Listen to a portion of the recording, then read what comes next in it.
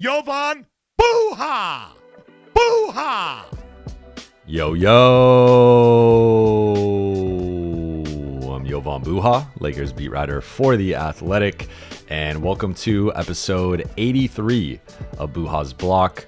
On today's episode, we are going to be ranking my top 10 Lakers trade targets. A couple of these guys are probably pipe dreams, but outside of those two, everyone else is, I think, attainable based on the Lakers' assets of 2 first-round picks, that top 4 unprotected part of the 2027 pick, their 2 second-round picks, and upwards of 3 first-round pick swaps, in addition to mid-size salary like Rui Hachimura, Gabe Vincent, and Jared Vanderbilt. So in terms of what goes into these rankings, I'm going to be factoring in talent, skill, production, age, contract, cost, position, etc. A lot of things went into making this ranking from 1 to 10.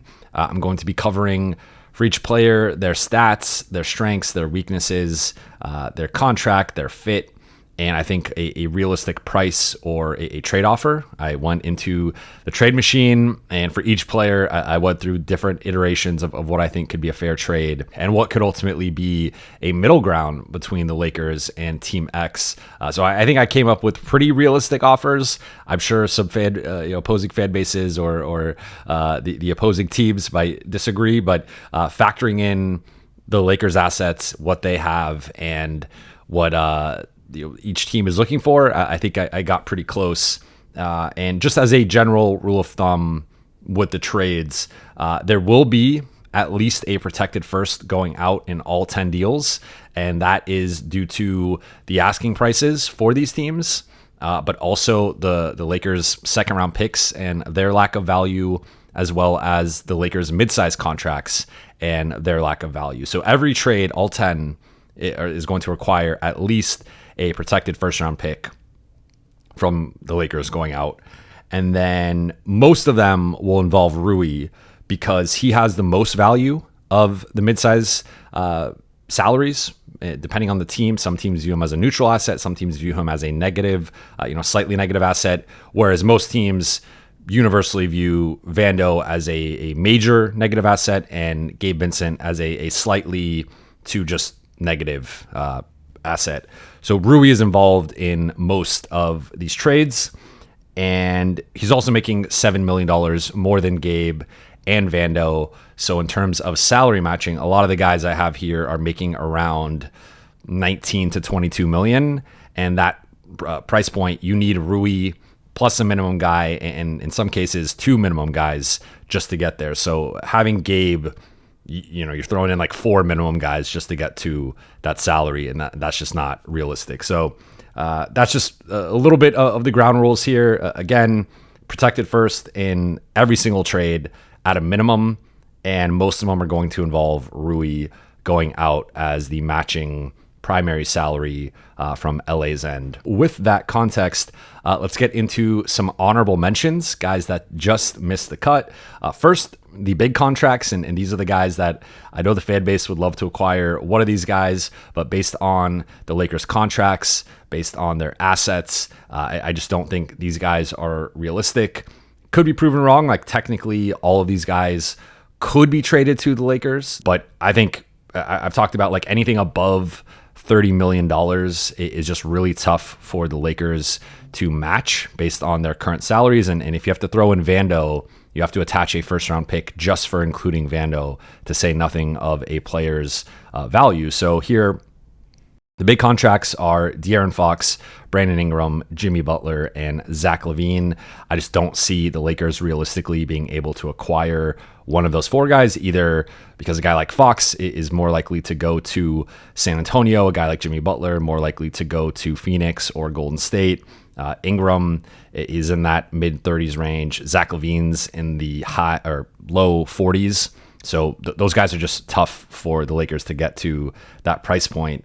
And then more realistic guys who just missed the cut for me are Bogdan Bogdanovic of the Hawks, Nikola Vucevic of the Bulls, Jordan Clarkson of the Jazz, Davion Mitchell of the Raptors, and Day'Ron Sharpe of the Nets. All right, so tier number 1 is going to be 2 players. And in both instances, I think it's long odds that the Lakers land either player, in part because of the potential price, but also because I think you could argue that both teams might want more than either player is worth. But in both scenarios, I think these 2 players are worth potentially both first-round picks if you're the Lakers, or at a minimum, Dalton Connect plus a first and maybe an additional asset there. But I think both guys, you could argue, are worth both first-round picks. And these are the only 2 players on this list that I think you can make that argument for. So without further ado, let's get into trade target number 1. There is no surprise here, but it is Walker Kessler of the Utah Jazz. And for those watching on YouTube, I'm going to have these little player cards up with some of their information, the position, height, age, salary, and some stats that I think are relevant.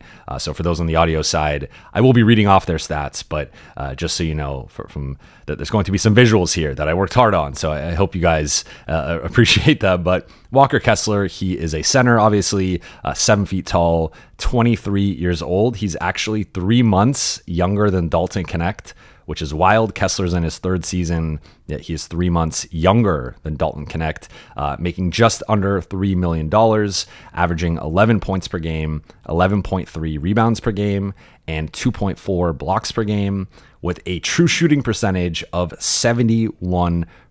Walker Kessler is a two-way monster, and that is where I start in terms of his strengths, averaging 11 rebounds a game, 4.5 offensive rebounds per game. He leads the league in offensive rebounding percentage. So for me, the reason I settled on Walker Kessler as the number 1 trade target, I don't think it's a surprise if you've been listening to my post-game reactions or any of the recent episodes of Buha's Block. I'm very high on Walker Kessler.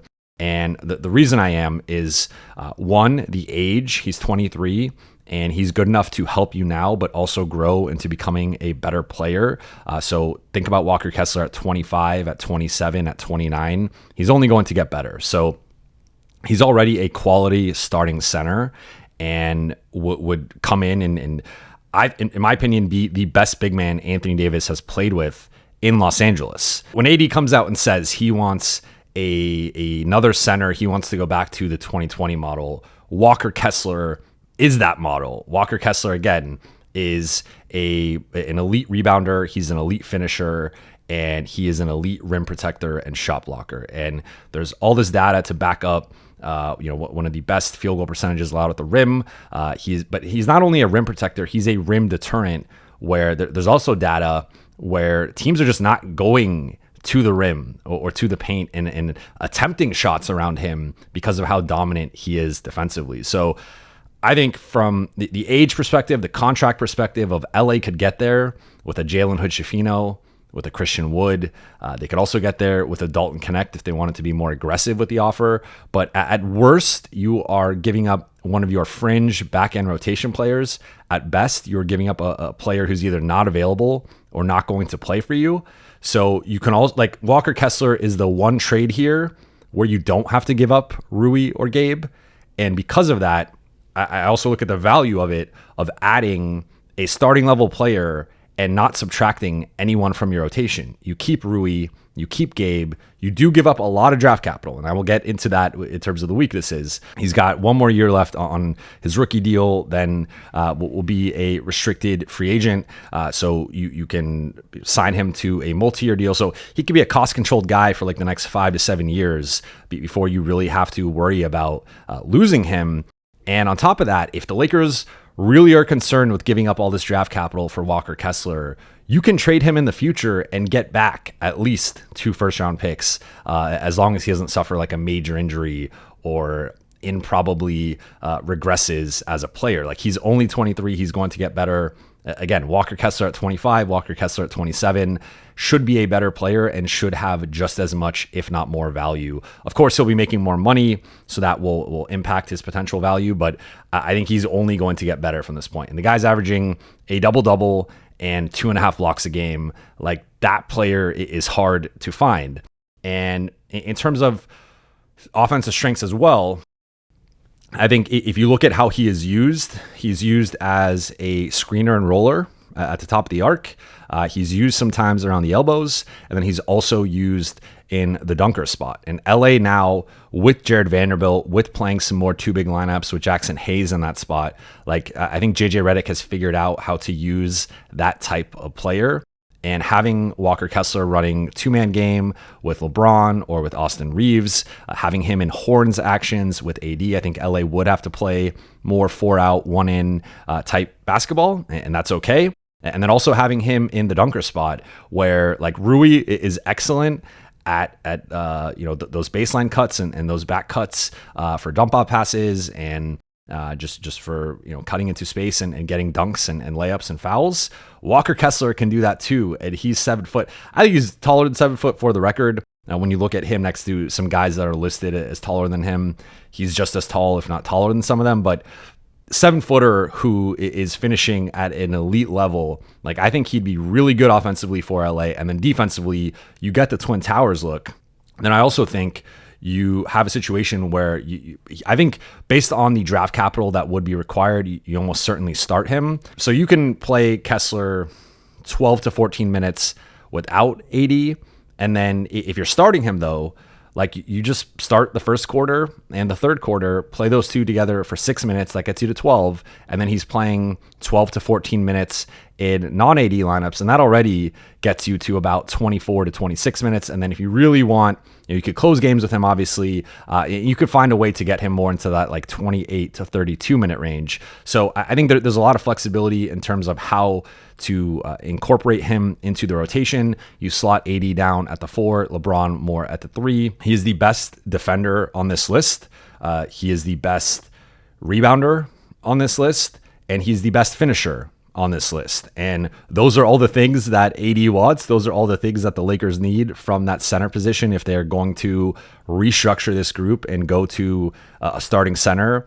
Kessler checks all the boxes. And again, he's 23. He's still at a rookie deal. Now, in terms of weaknesses, I think, of course, there's going to be a spacing element here where just adding in a big man does limit, like just talked about, playing more 4-out, 1-in. It does change the way you run the offense, and there could be some spacing concerns. I'm not saying it's going to be like a seamless fit, though I do think he can do a lot of the things that the Lakers would need from that position. Defensively, I think there are some mobility concerns. I do think he's more mobile than people think, and more mobile than like a Rudy Gobert, for example. And then there's also a strength element where, I watched some film with him guarding Jokic, and Jokic can create some separation just with his craft and his skill and his strength. However, Kessler is, he is a little bit more on the slender side, but he is physical.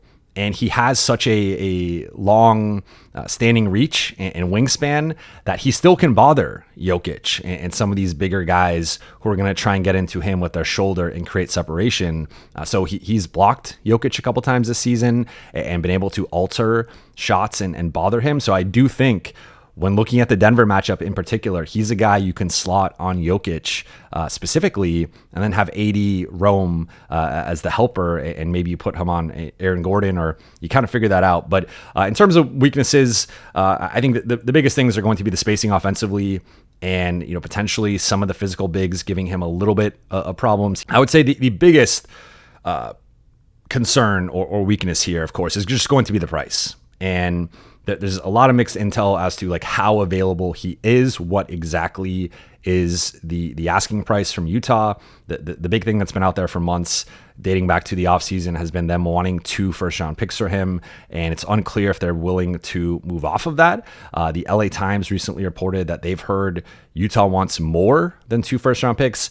That's probably where I draw the line. I don't think if I'm the Lakers, like Dalton Connect plus 2 firsts, I just think is too much. So I think something close to 2 first-round picks, whether it is literally 2 first-round picks or a first plus Dalton plus maybe 1 additional asset that's not a first, I would consider if I'm the Lakers. But that's where I think like really the biggest drawback is like how available is he actually, and is it just an insane price of, is it going to cost 2 firsts and Dalton? And like you could argue that Kessler is worth that. but that is a lot to give up. Now, in terms of contract, as I mentioned, he's making just under $3 million.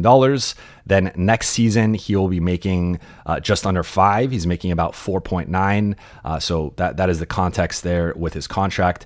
As for a potential trade, I have 2 Kessler offers. So one is Jalen Hood-Schifino and both the 2029 and 2031 first round picks unprotected. I look at it as you're giving them a prospect that you gave up on that you don't really believe in. So they're not really getting much in terms, like it's a low risk gamble for them taking on JHS, but they're not really getting a player back that they covet. But they can take the gamble on him and just see what he looks like for a couple months in their system. But most importantly, they're getting 2 unprotected first round picks, 2 very valuable first round picks. And then a second variation of that trade is Walker Kessler going to the Lakers, and LA gives up Dalton Connect, a 2029 first unprotected, and then the Clippers 2025 second. So I talked about if I'm giving up Dalton, if I'm the Lakers and I'm giving up Dalton and a first round pick, you can maybe talk me into one more asset. I think at the most I would throw in the 2030 pick swap, and that's like the absolute most I would do. I would fight to put in a second round pick, but like that's the most I can give you if I'm the Lakers. Like I don't think you can go much higher than that. And if the price is really 2 firsts plus a high level prospect, I don't think Utah is going to get that. And maybe that's like, this is just a thing where they're trying to see what's the best offer they could get for Kessler, and they're floating out different prices, or maybe it is really that high and they will not budge, and like it is what it is. But I think if you're the Lakers, you have to consider offering JHS and the 2 firsts, or Dalton and a first, and maybe one more asset, but not the second first, and see if that gets you Kessler. And if they make those 2 offers and they don't get Kessler, then it is what it is. You at least tried and made an aggressive offer. But if the Lakers are out here offering Christian Wood at a first, or JHS at a first, and not considering Dalton, or not considering both firsts, then I don't think that's a serious offer for Kessler, and I don't think that's going to land Kessler. Could be wrong. He could end up going for less than that, but that is my sense right now with the situation. So Walker Kessler is my number 1 target. I think he checks basically every box. The price is going to be high, but between the age, the contract, the skill set, and just filling an important need for the Lakers, I think he would be the center of the present and the future, and give AD what he wants. And I just think all of that is worth 2 serious assets if you're the Lakers. And then trade target number 2, no surprise here, Myles Turner of the Indiana Pacers. He is a center. He is 6'11", 28 years old, so he's right in his prime, making $19.9 million. He's an expiring contract. This season, averaging 15.6 points per game, 1.9 blocks per game, shooting 40% on threes, a career best 3-point percentage for Myles Turner, 60% true shooting percentage. And so with Turner, in terms of his strengths, I've said this before countless times, but if you're designing a big man in a lab to complement Anthony Davis, Myles Turner is that big man because of the floor spacing and 3-point shooting ability. Again, career high 40% this year, but even looking at recent seasons, last year it was at 36%. The season before it was at 37%. He's really taken a jump over the last 3 years in terms of his shooting ability. And then defensively is a good rim protector, a good shot blocker. I think has slipped a little bit defensively and is not like going back 4 years ago in the 2020-2021 season. He was averaging 3.4 blocks per game, led the league. 2 years before that was averaging 2.7, led the league that year as well. So as he's aged into his late 20s, he is not quite the same shot blocker and rim protector that he was, but he's still a plus on that end and would give the Lakers a twin tower look. I think you slot him in as the starting center, and Turner, you can play 5 out with Turner as a pick and pop big, as a spot up guy, catch and shoot guy, operating on the weak side.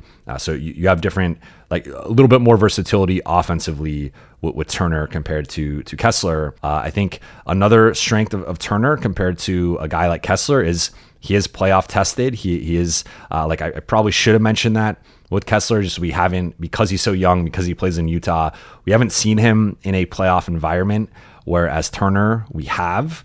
and he was just on a team that made the conference finals as the starting center. So he's been a Lakers trade target for years. He has been seemingly on the trade market for years. And the reason he'd be available, and we're about to transition into the weaknesses, is because he is a $19.9 million expiring, and he is rumored to be looking for a contract in the $30 million plus range annually this summer. So if you're Indiana and you have this decision to make about, you have Tyrese Haliburton and all these wings, and you got Pascal Siakam and just all these guys making a certain amount of money or set to be making a certain amount of money soon. Indy is a small market team. They're not a team that's going to go deep into the second apron, the luxury tax, all that stuff. Like they have some real decisions to make in terms of what they want to do with Myles Turner. So if you're not comfortable paying him that 30 plus million and you're potentially going to let him walk, and that's a conversation, primarily between Turner, his agent, and the Pacers, then if you're going to let him walk, you might as well trade him for something. Now, Indiana is a team that prides itself on not tanking, and I don't see them just giving up Turner and falling out of the playoff mix or falling down the playoff mix. So my understanding is if they do trade Turner, they are going to be looking for a starting center to replace him, and ideally someone on a multi-year deal who can kind of ride out with this group for a little bit and not be at quite a high figure as Turner is looking for. So I think this is the only potential trade that would have to be a 3-team trade. This is the only one I did. Like, you could make arguments that for other guys on this list, doing a 3-team trade is maybe a little bit easier than a straight up trade for the Lakers. Turner's the one guy where I think if the Lakers are doing this trade, they probably need to find a third team to send their center to the Pacers, and then LA help facilitate that with additional assets. So the price is going to be high for Turner. It's rumored to be a 1 pick plus another asset, like ideally for them, 2 first-round picks. I don't know that they're going to get that for him, but maybe a first-round pick and a swap, 2 seconds, something like that. So that's the cost and the free agent. The free agency nature of Turner, of impending free agent, you're going to have to pay this guy. That is a big factor and a big potential weakness or negative in trading for him. And then I think the biggest knock on him is just the rebounding. And he's never averaged more than 7.5 rebounds per game, despite being essentially a 7-foot full-time starting center playing, the last basically been a 30 plus minute a night guy since 2016, or like high 20s to low 30s. And he's never averaged more than 7.5 rebounds. So when comparing him to a guy like Kessler, it's a night and day difference in terms of their rebounding abilities. Kessler is a much better. Kessler's averaging 4.4 offensive rebounds. Turner's averaging 1.3. So in terms of the physicality and the rebounding that he provides, among all the bigs on this list, he is easily the worst rebounder, and I think that is a notable concern. And then I have 2 Turner trades. Both of them are 3-team trades, as aforementioned, and both of them are a little complicated, so I will pull them up here, of course, on YouTube, but I'll talk through them and give you my rationale for each team and why they would do it. So ultimately, the trade is the Pacers get Nikola Vucevic, so that is the starting center replacing Turner. Christian Wood, so they get another center option if Christian Wood can get healthy. A 2029 unprotected first from the Lakers, and a 2030 pick swap from the Lakers. So they are getting their 1 first plus an additional asset. They're also getting a starting center in Vucevic, a guy who has 1 more year left, so you don't have to make a contract decision yet with him. The Pacers save about $2 million in this deal, so a lot to like from the Pacers side. Lakers side, they get Myles Turner and a 2031 second-round pick from the Bulls, and that's just because every team has to be touching each other in a 3-team trade. Every team has to be sending an asset, cash, contract. Like if you're the Bulls, you could send cash technically, but the Bulls are not, let's just say, a team that likes to spend money. So I don't see them sending cash, but maybe a 2031 second round pick. And it's tricky on Fanspo in terms of the protections. You can kind of only protect first round picks. So maybe this is like a protected second round pick, top 45 or something. But second round pick from the Bulls to the Lakers could be a top 55 if they really want to be frugal with it.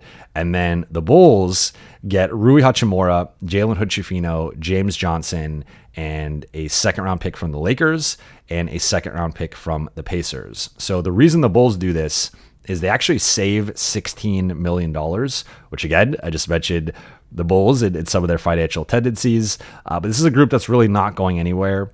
And you get Rui, who is same timeline as Vooch, but is making $3 million less. And that's just for this year. And then the next year, I think it's also around $2-3 million. So like you're saving $5-6 million with that. And then you get 2 second round picks. Lakers second round pick is not going to be valuable, but the Pacers second round pick could be interesting in 2030. And really, there's just not much of a Vooch market outside of maybe Golden State. So I think getting 2 seconds and Rui and saving some money, if you're the Bulls, that's probably the best you could get for Vooch. I'd be surprised if a team outside of Golden State is willing to give up a first, and Golden State seems to be going in for Jimmy Butler right now. So again, maybe this is, I think Chicago, if we're poking a hole in this, is maybe the team that says no here. I think this is relatively realistic and something that all 3 teams would consider. And then the second Turner trade, similar structure. It is between the Pacers, the Lakers, and the Raptors. So this time, the Pacers are getting Jakob Poeltl, Christian Wood, and a 2029 first from the Lakers. The Lakers are getting Turner and a 2030 second from the Raptors. And the Raptors are getting Rui, Jalen Hood-Schifino, 2030 second from the Pacers, and a 2031 first from the Lakers. So in this deal, the Lakers have to give up more for Poeltl. And mentioned the LA Times report earlier. They were reporting, they were hearing the Raptors want 2 firsts for Poeltl, which I think is insane and would not do if I'm the Lakers or anyone else. But why each team would do this? I mean, if you're the Lakers, similar thing. You get Turner and a second round pick. You are giving up 2 firsts, but in this case, they do not give up the pick swap, and they do not give up an additional second round pick. So this is like the maximum price I think they'd be willing to pay for Myles Turner. For the Pacers, you get Jakob Poeltl, who you could argue is a better playoff fit than Nikola Vucevic, is a much better defender. Also, Poeltl has 2 more years after this one, so he does fit with the Pacers timeline in terms of having a relatively cost-controlled guy that's not making above 20 over the next couple of years and can fit with their core. Then the Raptors, you get Rui, who is 1 year less than Poeltl, also making a little bit less financially. So you save some money if you're the Raptors in that sense. You take a swing on Jalen Hood-Schifino. You get a 2031 unprotected first from the Lakers and a 2030 second round pick from the Pacers. So you are getting some draft capital. You're not getting your 2 firsts for Poeltl, but an unprotected Lakers first and a second round pick like that. I think that's a pretty good return for Poeltl. And then the next tier is tier 2. And this is one player, and it's mainly a talent play, in my opinion, of just like best available player among the rest of the pool. And I think you could argue he would be a really good fit. He's almost an upgrade of like the current version of the Lakers, though obviously it would cost some draft capital. But this is the final guy that I'd be willing to give up an unprotected first for. The rest of this group, I would not want to give up an unprotected first for. So that's just something to note. But tier 2, player number 3 overall for me is Cam Johnson of the Brooklyn Nets. And again, you could argue that like all the other players are basically either guards or centers, and Cam Johnson's the one like wing/forward guy in this mix. But I essentially view him as a better version of Rui. Similar strengths, similar weaknesses. There are some subtle differences between their physical profiles and just how they are as players. But in general, it's like an offensive-minded shooter/scorer who has some defensive concerns, not a good rebounder. But Cam Johnson is the elevated version of Rui. So this season, primarily playing power forward, but can also slot down at small forward. 6'8", 28 years old, so smack dab in his prime, making $22.5 million, averaging 19.4 points per game, 4.1 rebounds per game, shooting just under 42% on threes on a high volume, and has a just under 66% true shooting percentage, which is an elite mark for a shooter slash like scoring wing. Cam Johnson is really having a career year offensively, averaging just under 3 assists per game. I think is sneakily improved as a playmaker. 49% on twos, taking almost 8 threes a game. So that 42% on nearly 8 3-point attempts a game is again an elite mark. 90% at the free throw line. And not so in terms of strengths with Cam Johnson, again, I think you keep a similar roster composition to the current group, but you slot him in for Rui and you get better offensively. He is a better offensive player than Rui, both as a scorer and as a shooter. Already, like, he doesn't even have to know the playbook. He can slot in as just an off-ball spacer and mover, run him off screens, run him off wide pin downs, run him off split cuts and different actions. You could run some of the Dalton Connect package for him, and he's going to excel as a guy who could shoot off the dribble, a guy who could shoot off the move, a guy who could shoot off the catch. So he's a high-level shooter and floor spacer that would give the Lakers an element of gravity that they just currently don't have. But what I also like about him is I think he's really improved as a ball handler and as a passer, as I mentioned. So still not like a strength necessarily of his, but he can run pick and roll. He has a nice mid-range game and can also accelerate, decelerate, get to the rim, and has a bit craft offensively. So I think in terms of like comparing him to Rui, because I think in this case you would just be slotting him as the starting three and Rui would be the base of the trade. I just think he's a better shooter. He has a better handle. He's a better passer. And he's a better finisher. Rui's finishing has slipped a bit, really dating back to like the end of last season, but specifically like since last season, his finishing has slipped. So I think Cam Johnson offensively, it's a notable upgrade comparing him to Rui. And then defensively, this is where I think that the differences between the two, like Rui is stronger and I think is better equipped to guard fours and even some fives, as we've seen, and his post defense is better than Cam Johnson's. But Cam Johnson is quicker laterally, and I think the quickness and agility that he has makes him more equipped to slide down and guard threes. And I think, like Rui, he is more of a 4 than he is a 3. But if you're going to play one of the two out of position, I think Cam Johnson is better equipped to play the 3 than Rui is. And then additionally, I also think his off-ball defense is better. He's typically in the right spots. His head is on a swivel. In terms of weaknesses, I think the only weakness is the defensive end and some of the limitations there of, again, he's not a wing stopper. I would put him as like average to slightly below average defensively.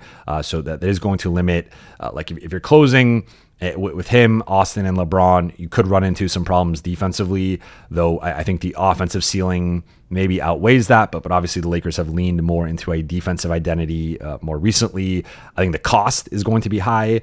Brooklyn wants 2 first-round picks. I don't think they're going to get that necessarily, but it's going to cost a first in plus more assets. In terms of Cam Johnson trades, the one I came up with is Cam Johnson and a Nets second to the Lakers, and I will explain why in a second, for Rui, JHS, Dalton, and Christian Wood. So because of, I've talked about this before, the biggest hurdle with Cam Johnson is the incoming salary is different than the outgoing salary.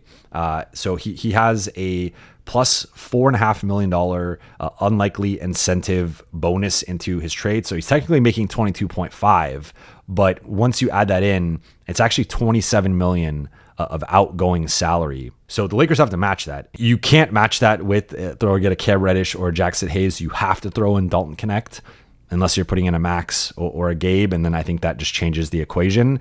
So basically at its core, Rui plus Dalton plus a top 10 protected first. And in this case, I think for the Lakers, you argue that because you're throwing Dalton in the trade, you are going to have some measure of protection on that 2029 first. And this is going to be the first time I do in a protected pick. And one way to protect a pick that I will be doing with other trades is if the team you're trading with sends you their second, you can have that be part of their protection. So in this case, top 10 protection to Brooklyn, but they send the Lakers their 2029 second. And then if that doesn't convey, if it's a top 10 pick and the Lakers keep it, then they send Brooklyn back their 2029 second. So there is some risk actually on Brooklyn's end of maybe the pick doesn't convey and then you just keep your own pick and you almost traded Cam Johnson just for Rui and Dalton, essentially. And maybe that ultimately is why they wouldn't do this. Maybe they would only do this for like a top 5 protected pick or, no protections whatsoever. But I think this is like you're getting a top 10 protected first and Dalton. And that to me is at least that like first round value plus an additional asset. So to me, I think this is a relatively realistic one. And then tier number 3 is a bigger tier for me. It's going to be player number 4 through player number 8.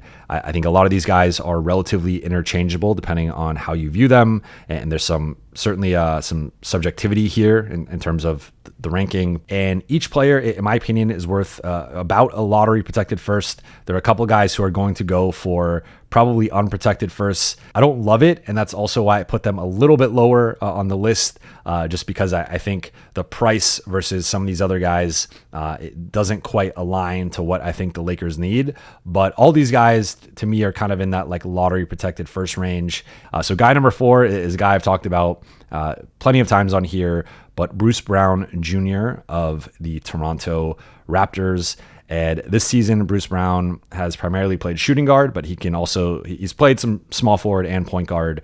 So that just shows you his versatility. But I would say primarily he's a shooting guard and small forward. 6'4", 28 years old, making $23 million on an expiring contract, averaging 9 points a game, 4 rebounds a game, 1.1 steals per game, and a 54% true shooting percentage. And then of note, he's only shooting 34.5% on threes this season, but he hasn't played in many games because he had knee surgery before the season, which we'll talk about in terms of weaknesses, but shooting 34.5% on threes this season. But over the last 10 games, he is shooting 39% on threes as he's gotten more acclimated. And he's a guy who's been an inconsistent shooter throughout his career. It certainly fluctuated season to season, and he's had better stretches like when he was in Denver versus when like he was in Brooklyn or when he was in Indiana. But I think the shooting is starting to stabilize and look a bit better, and he's just been playing a bit better. So in terms of strengths, I just think Bruce Brown is a winner. I think he's competitive. I think he plays with a certain level of physicality and toughness, and kind of similar to a DFS. Like, he just does a bunch of little things that translate to winning basketball. We saw it as the sixth man on the Denver championship team in 2023. He killed the Lakers that series. He killed D'Angelo Russell that series, and he was just awesome. But he does so offensively. He's a Swiss Army knife. He can handle the ball. He's an I think his greatest strength offensively is his cutting and his movement. He is constantly moving without the ball and cutting.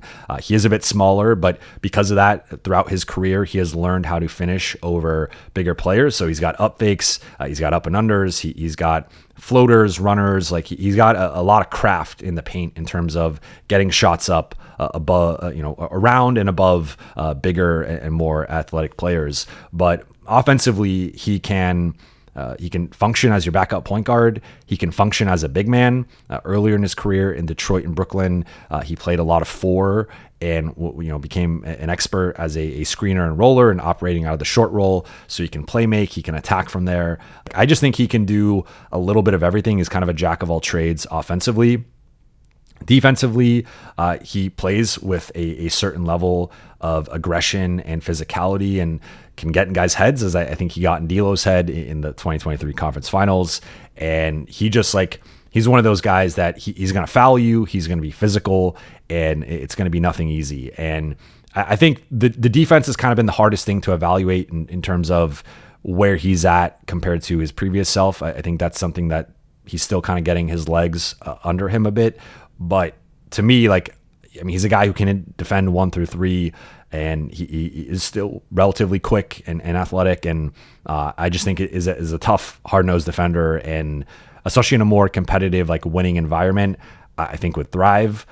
So you look at that. You also look at the expiring contract. Like I think there's a lot to like in terms of strengths and positives. In terms of weaknesses, I think that the two biggest things are coming off of knee surgery, which caused him to miss, I believe it was the first 31 games of the season. He's now played in 14 games, but he's only averaging 20 minutes a game. And that, like, he's been relatively healthy throughout his career, but it was obviously like having knee surgery before the season, especially with the Lakers' recent injury luck and track record, is not the greatest thing. And then I also look at the shooting overall of, like, from his rookie year on, 26%, 34%, 29%, 41%, 36%. 32, and then this year just under 35. So he's really fluctuated season to season and is a bit of a shaky shooter. And then even looking at the playoffs, like with Detroit, 20%, but that was a one series. With Brooklyn, 18%, then 43%. And then the championship run actually with Denver, 32%. I think he shot like 40% against the Lakers because Denver just couldn't miss a shot. In terms of fit with Bruce Brown, I think he could start technically over Max, or you could go a little bit smaller and start him at the 3. I think more realistically, he would probably come off the bench, be more of like the 6-man type where, you know, similar to Denver, he could help run the second unit offense alongside Austin and LeBron, and then close in certain matchups, but be that like 24 to 28 minute a night 6th man and can do a little bit of everything on both sides of the ball. In terms of contract, as I mentioned, he's an expiring contract at $23 million. And in terms of price, I think ideally they're going to try and get a first round pick for him. I think he's probably worth 2 to 3 seconds, similar to like a guy like DFS or some like Dennis Schroeder, some of those guys. The issue, as I mentioned before, Lakers second round picks just don't have great value. So my trade for Bruce Brown is the Lakers get Bruce Brown and a 2029 second round pick from the Raptors. They send out Rui Hachimura, JHS, Christian Wood, and a 2029 lottery protected first. And remember, the protection here is Toronto sending their second round picks. I think that's fair value for Bruce Brown. Number 5, the next player for me is a fan favorite, someone that I think a lot of Laker fans would love to reunite with. It is former baby Laker Lonzo Ball. Lonzo is a point guard / shooting guard. He's 6'6", age 27, making $21.4 million this season. Also an expiring contract, averaging 7.1 points per game, 3.5 assists per game, 1.6 steals per game, with a 53.5 true shooting percentage. And so in terms of strengths, one of the areas that Lonzo has really improved on throughout his career has been his three-point shooting, has changed his form, has a much quicker release, shooting just under 35% on threes this season. Of course, still has the passing, both in the half court, as a pick and roll playmaker, as a lead guard, as a facilitator, running sets and keeping the team organized, but then also in transition with the hit-ahead passes, the baseball passes, it remains one of the best transition playmakers in the NBA, despite the toll that injuries have taken on his body. And that will be the weakness that I hit on. But keeping it on the offensive end, I think this is a guy who could step in, easily be the Lakers' third best ball handler, third best passer, and help run second unit lineups with Austin or with LeBron. If one of those guys has to miss time, can step up and could also, I think, even close in certain matchups because of his defensive ability. And that is another major strength, is he remains a good to really good defender. And from a steals perspective, is averaging 1.6 steals per game, which doesn't sound crazy, but then you look at, he's playing fewer than 21 minutes per game. And previously in his career, he had never played fewer than 30 minutes per game.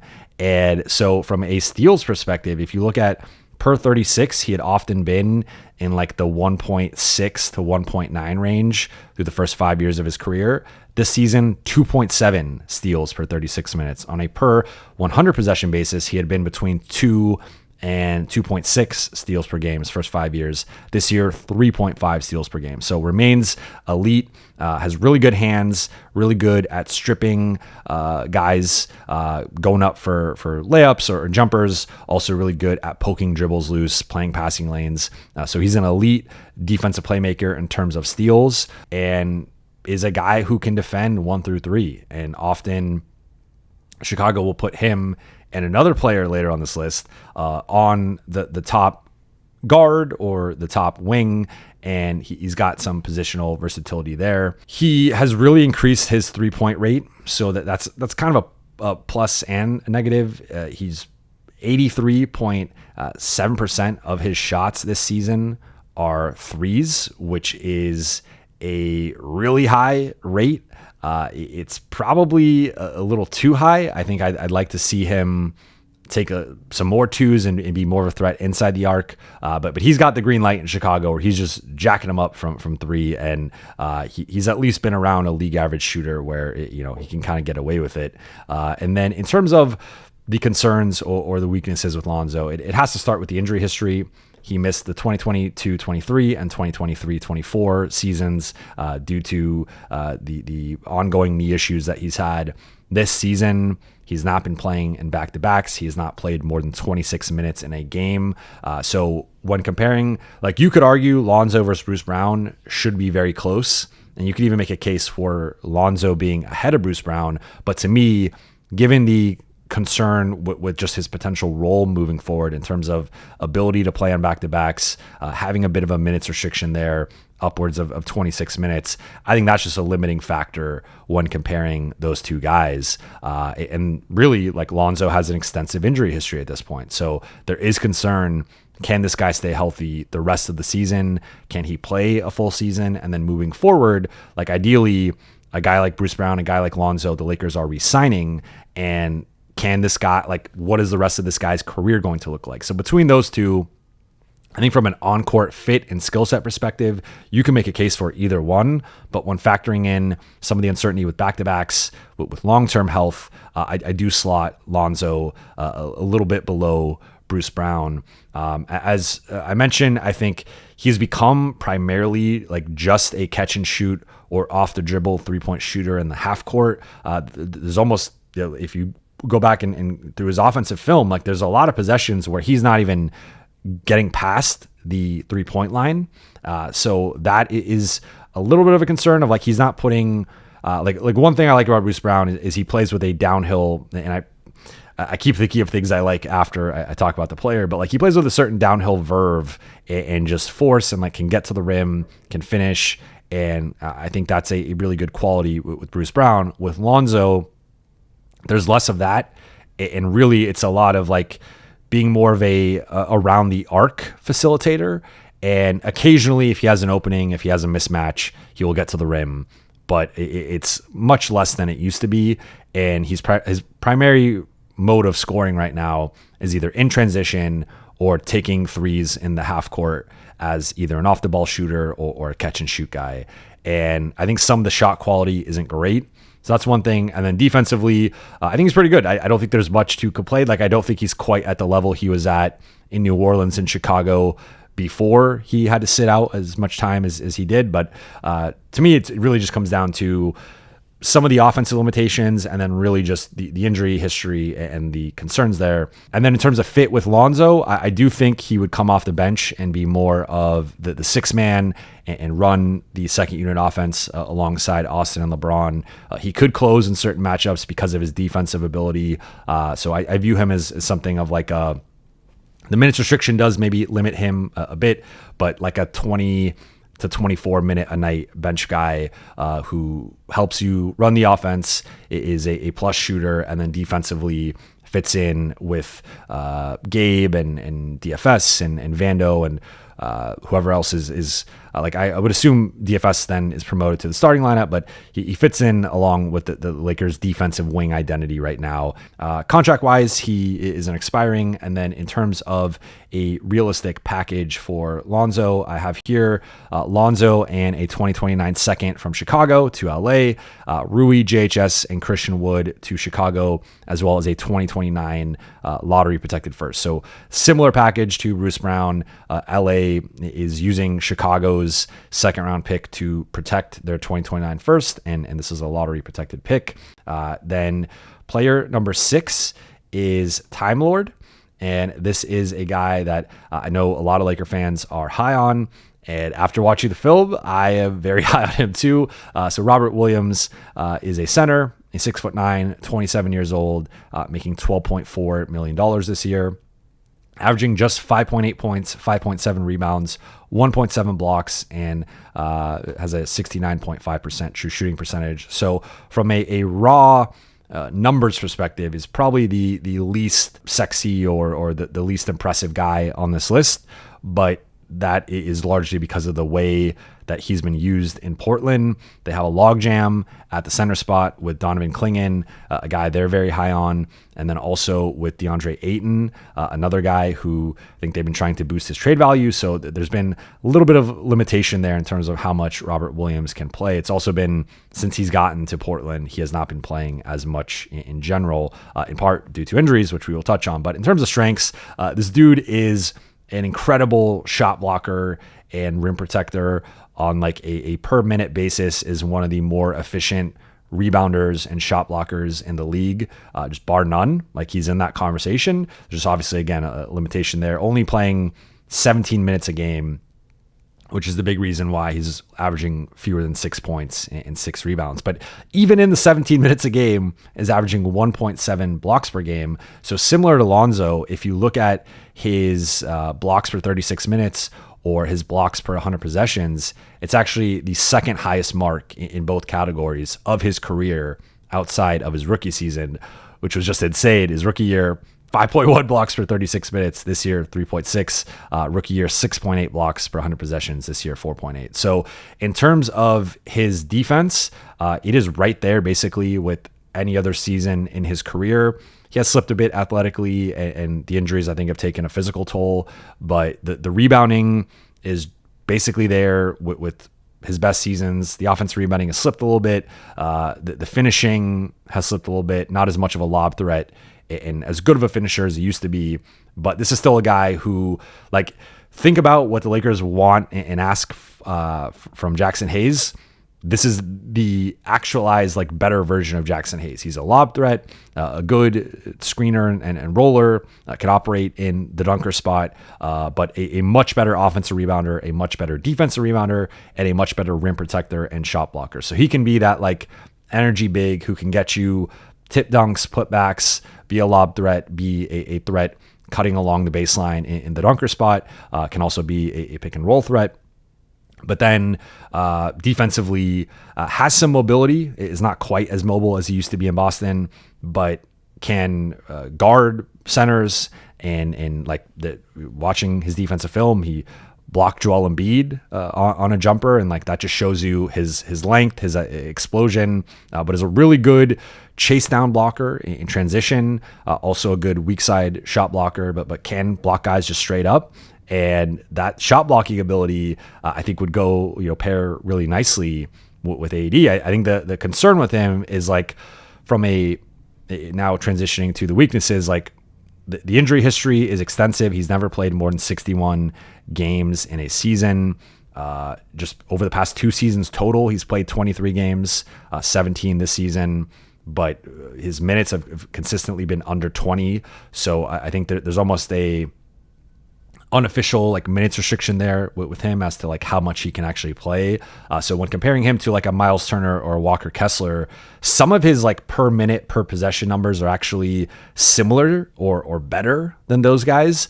But there's just the injury history and, like, how much can he actually play are two big factors. Like, I view Robert Williams more as a bench big than a starting big. And I think if you trade for him, you probably slot in DFS and then bring him off the bench in terms of fit. In terms of his contract, he's making, again, 12.5 this season, then 13.3 next season. And as for a realistic trade for Time Lord, I have here Lakers get a Robert Williams and a 2031 second round pick, which I think you guys know where I'm going to be going with this.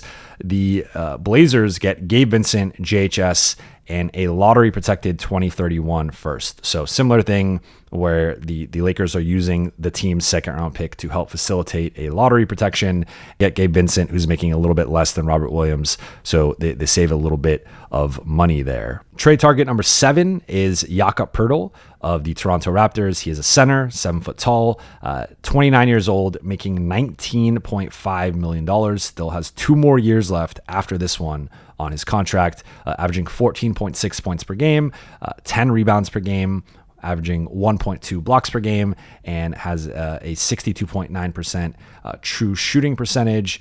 And Jakob Poeltl, as I already mentioned, I think the price point here is a little too high. Like, you could argue that, I think you probably would argue, like, he's a better player than Robert Williams, but I think when factoring in potential price and what the Lakers ideally need from that position, I do like Robert Williams' rim protection, shot blocking, and athleticism a little bit more than Jakob Poeltl. But I think based on the rumored price for Poeltl, that scares me a little bit if I'm the Lakers. But Poeltl, again, averaging a double-double, 1.2 steals, 1.2 blocks, so is a defensive playmaker. I think is more of a guy who does it, like, he's more of a ground-bound big, but really good with his hands in terms of stripping guys and poking balls loose, and can also be a weak side helper, rotator, shot blocker.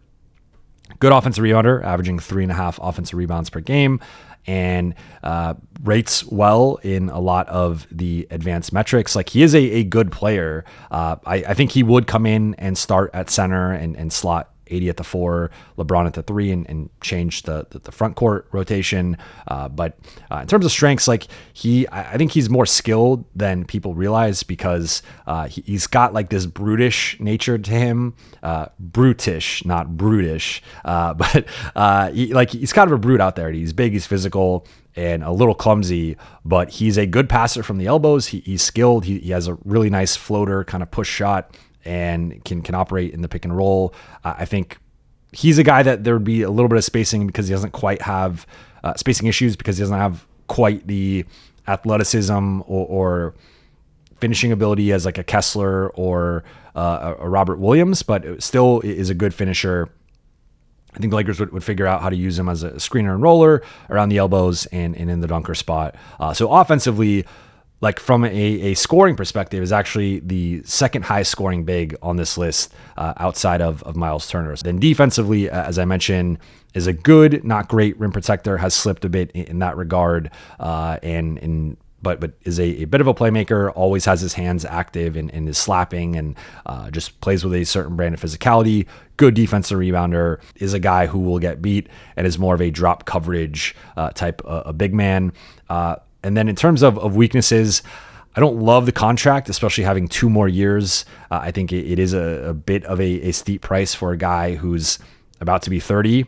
Injury history, he's largely been healthy, but the last season he dealt with some injuries, missed 32 games, and I think that's just something to monitor as he hits his 30s. But really, it's like just the shooting and the figuring out the floor spacing, and then some of the defensive mobility. But that kind of comes with all of the big men, so I don't want to make that like a Poeltl specific issue. I think the biggest thing with Poeltl, again, is the contract, where looking at it, 19.5 this year, 19.5 next year, then he has a player option for 19.5 in 2026-27, and I think he's going to pick that one up. Then you could also look at the potential cost of Toronto wanting 2 first-round picks or a first plus something else for him, which I think is kind of steep for a guy with his skill set and with his limitations. In terms of a potential trade, I have it here: Jakob Poeltl to the Lakers for Rui, JHS, a 2029 first, and a 2025 second. I think ideally he's worth a lottery protected first. I don't think you get him for a lottery protected first. I think you would have to give up a first. And that's why I have him a little bit lower on this list. Now, the reason I have him so high, even with this price, is because I think the drop off from him to the rest of the center group defensively and just in general is steep. This is one that like I don't love. I'd prefer this to be lottery protected if I'm the Lakers, and I think this is more along the lines of like a realistic outcome with Poeltl. And then player number 8 is a player that is another fan favorite, another Chicago Bull, a guy I get constantly asked about in my post-game Q&As and just the Q&As in general, is Ayo Dosunmu of the Chicago Bulls. And he is a shooting guard / small forward. He's 6'5", only 200 pounds, so he's a bit undersized to play small forward, but that's how Chicago uses him. 25 years old on a great contract, only making $7 million this year. And then I think it's like 7.5 or so next year, averaging 12 points a game, 3.7 rebounds, 4.5 assists, and a 58.1% true shooting percentage, which is a really good mark for a higher volume kind of scoring guard. In terms of strengths, I think he's versatile. The way that Chicago uses him, they use him on and off the ball. So I think he has some reps, both leading an offense and also being more of a complementary kind of off-ball piece. So that would translate well. He would step in, be the Lakers' third best ball handler, I think fourth best shot creator, and help run second unit groups with Austin and LeBron. He is shooting 34% on threes, but that's been actually closer to 41% over his past 10 games. So he has been shooting the ball better recently. But he's just really quick and athletic and explosive. Kind of reminds me of Lonnie Walker, but under more control and a better ball handler. And more Lonnie Walker specifically with his ability to just like get downhill quickly, explode, get to the rim. Not quite like the dunker or athlete that Lonnie Walker is, like kind of almost like a mix of Dennis and Lonnie in terms of the way he plays offense, but really good at getting out in transition, really good at finishing, can finish over bigger guys. I think people like, for some reason, just watching the film on him, like people don't quite expect him to be as quick as he is. And he just gets through crevices and can explode and dunk on guys, but also just finish with high arching, like little runners and floaters and kind of wild layups. So I think he adds like an element of chaos in a good way to the offense that the Lakers could use. Has improved substantially as a passer this season. Looking at previous seasons, has kind of been always in that like high 20s minutes range, but going from 2.6 assists a couple years ago to 3.2 last year to 4.5 this year. So has improved as a playmaker, has improved as a rebounder, and defensively, I think it's kind of around average. The Bulls put him on some tough matchups. Like they'll put him on wings, and I just think he doesn't have the height or the strength. Kind of reminds me of Max in that sense of sometimes bigger wings could just overpower him, shoot over him, too strong, too athletic, whatever. I just think it's been a little bit miscast as like a wing stopper for the Bulls sometimes. But overall, I think like tries defensively and is I think a smart defender. I just think there's some physical limitations there. In terms of weaknesses, there aren't many. I would say looking at the shooting, it's been relatively up and down, but that's going to be the case for several of these guys on this list. I look at the defense again, where I think he's more of a 2, and I think there's some similarities with him and Max. Max is clearly a better defender, but like I think he's a guy who can struggle off the ball, navigating screens, getting around on-ball screens, and I think from a size, physicality, athleticism perspective, is at a bit of a disadvantage defensively. So not quite the level you'd want defensively, but outside of that and the shot. And again, the shot's been improving, and especially recently, like there's just like this dude's really good, and he's on a good contract. Like that's another appealing thing about him. I think potential downside would maybe be the cost of like I think Chicago would probably want an unprotected first for him, and it would probably be higher than Lonzo, let's say. I also just don't even know how available he is. There was a report from a Bulls beat reporter, blanking on the name, I apologize, but back in December saying that they think Kobe White and Ayo will be available around the trade deadline for at least like a first round pick price. So I do put Ayo in that kind of mix with the guys worth either a first or an unprotected first. And so, yeah, I mean, I think there's the matter of like the price and what that would be. In terms of fit, I do expect him to likely come off the bench because of the gap between him and Max defensively. But I think he could be a 6-man scorer. Like he adds an element of scoring that Bruce Brown and Lonzo Ball, like I kind of compare those three together. I think he's the best scorer of those three, and arguably the best shooter, but and certainly finishing and getting out in transition. I just think those two guys are both better defensively. I think Lonzo's a better passer. Bruce Brown is not a better passer, but has run a high level offense before in a way that Ayo just hasn't. And I think the defense and the rebounding of those two guys compared to Ayo, I just trust it a little bit more, though both guys have injury concerns that Ayo doesn't have. So that would be something in his favor.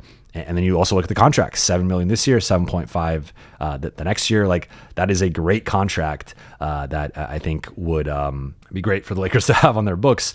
In terms of potential price, I have the Lakers getting Ayo and Torrey Craig for Gabe Vincent, a 2029 first round pick, unprotected, and a 2025 second round pick. So like Poeltl, another player you're giving up an unprotected first for. I don't love it. I think I'd prefer a lottery protected first, but I think that's probably going to be the cost, especially factoring in giving up Gabe Vincent. And then tier 4, this is a tier that I think these two guys fit the outline of what the Lakers need, but not quite at the level of the guys in tier 1, 2, or 3. I also think the price, that there's more of a gap there in terms of what I think each team will want versus what they're worth. And I'm more willing to give up a lottery protected or unprotected pick for a Jakob Poeltl or an Ayo, but not as much for these couple of guys. So I think there's a bit of a gap there in terms of, I think I'd probably give up 2 seconds or 3 for these two guys, where the Lakers probably have to give up a lottery protected first. And I just don't love that, but let's get into it. Player number 9 is Clint Capela of the Atlanta Hawks. He is a center. He is 6'10". He is 30 years old. He is making $22.3 million this season, averaging 9.4 points, 9 rebounds, and 1 block per game, with a 57.7 true shooting percentage. He has aged a bit and is no longer like going back to his prime days with James Harden and even with Trae Young in Atlanta earlier, like kind of early to mid 20s. This was a guy who was one of the best lob threats in the league, one of the best finishers in the league, led the league in field goal percentage one year, led the league in 2-point percentage, effective field goal percentage, led the league in rebounding. So this is a guy who has an established track record as a high-level finisher and rebounder and a solid rim protector and shot blocker, but he is aging. He is now in his age 30 season, occasionally dealt with injuries, though largely has been relatively healthy throughout his career, but has slipped a bit and was a double-double guy looking at it for 7 straight years. And this is the first year he has dipped below that, largely due to the minutes and Onyeka Okongwu evolving and taking the starting spot.